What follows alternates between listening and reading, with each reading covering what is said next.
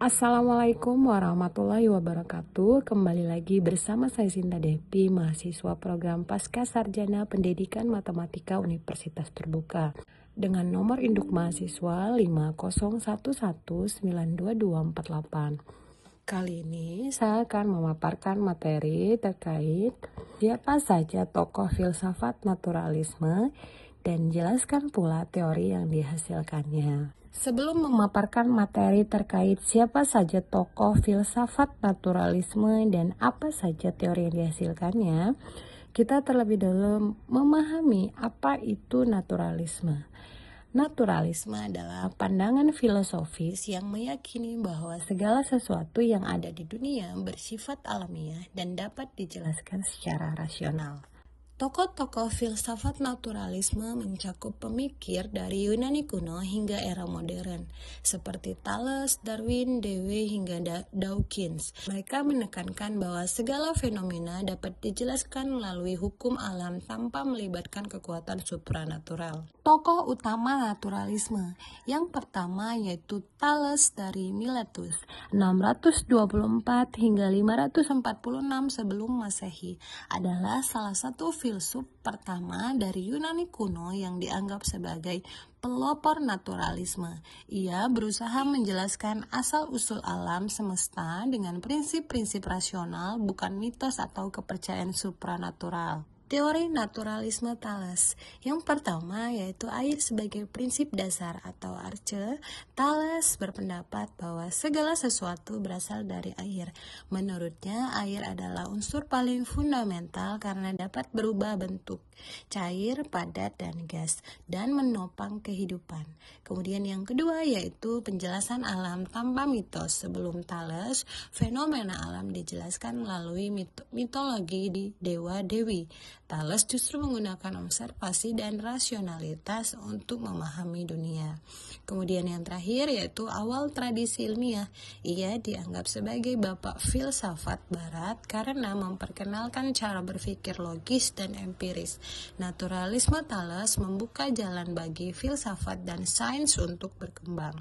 Tokoh yang kedua yaitu Anaximander, 610 sampai 546 sebelum Masehi, adalah filsuf Yunani kuno dari Miletus, murid Thales yang dikenal sebagai salah satu tokoh penting dalam aliran naturalisme awal.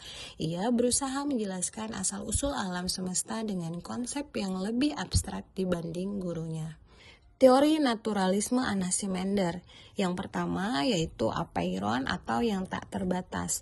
Menurut Anaximander, asal mula segala sesuatu bukanlah unsur konkret seperti air dari Thales, melainkan apeiron, sesuatu prinsip dasar yang tak terbatas, tak berwujud dan abadi.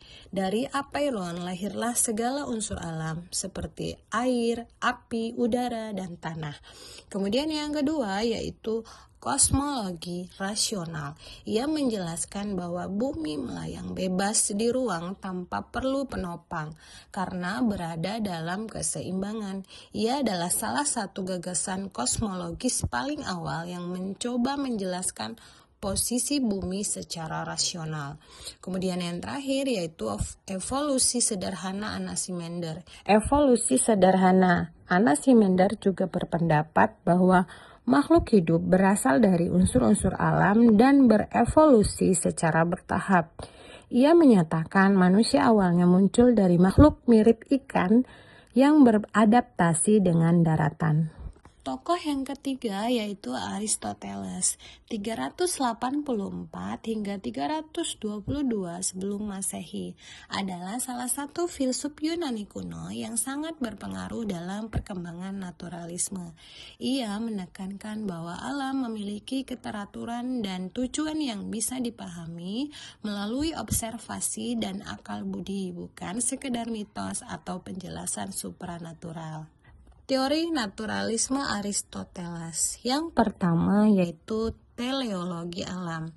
Aristoteles berpendapat bahwa setiap makhluk hidup memiliki tujuan alami atau telos. Misalnya, biji pohon memiliki tujuan untuk menjadi pohon dewasa.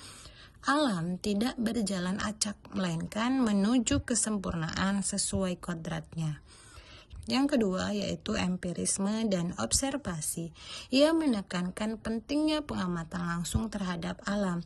Dari sinilah lahir dasar ilmu biologi, zoologi, dan botani.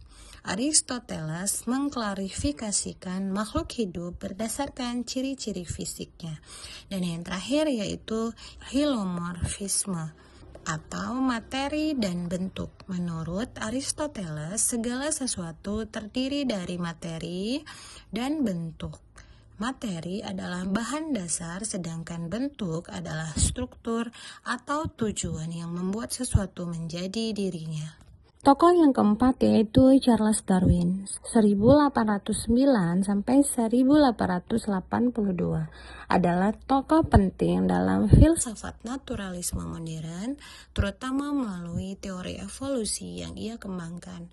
Darwin menjelaskan bahwa kehidupan dan keragamannya dapat dipahami sepenuhnya melalui mekanisme alamiah tanpa perlu intervensi supranatural. Teori naturalisme Darwin, yaitu seleksi alam atau natural selection. Darwin berpendapat bahwa makhluk hidup berkembang melalui proses seleksi alam. Individu dengan sifat yang lebih sesuai dengan lingkungan akan bertahan hidup dan mewariskan sifat tersebut. Inilah inti dari bukunya On the Origin of Species, 1859. Adaptasi dan perubahan bertahap spesies tidak statis, melainkan berubah secara bertahap sesuai dengan tekanan lingkungan.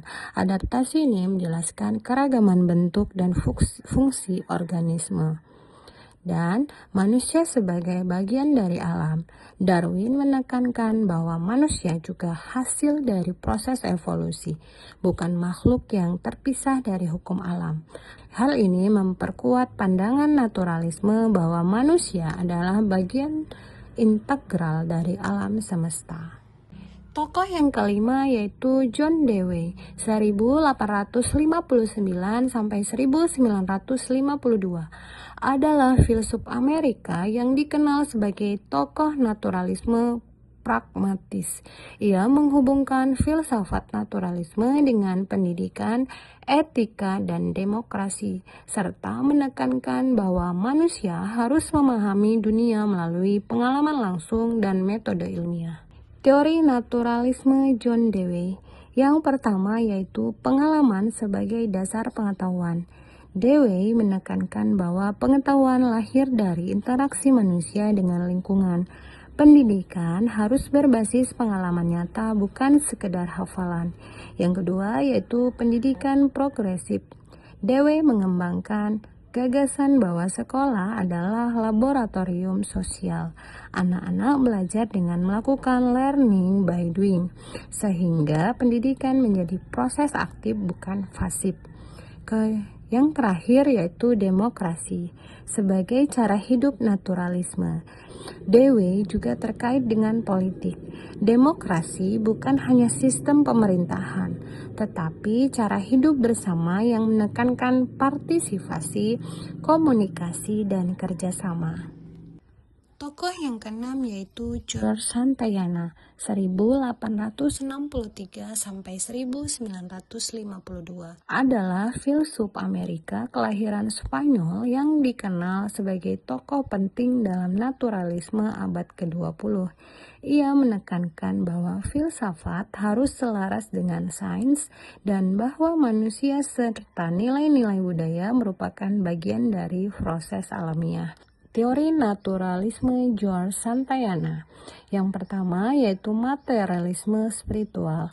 Ia mengembangkan gagasan bahwa meskipun dunia bersifat material, manusia tetap bisa mengalami nilai-nilai estetis, etis, dan spiritual sebagai bagian dari kehidupan alamiah.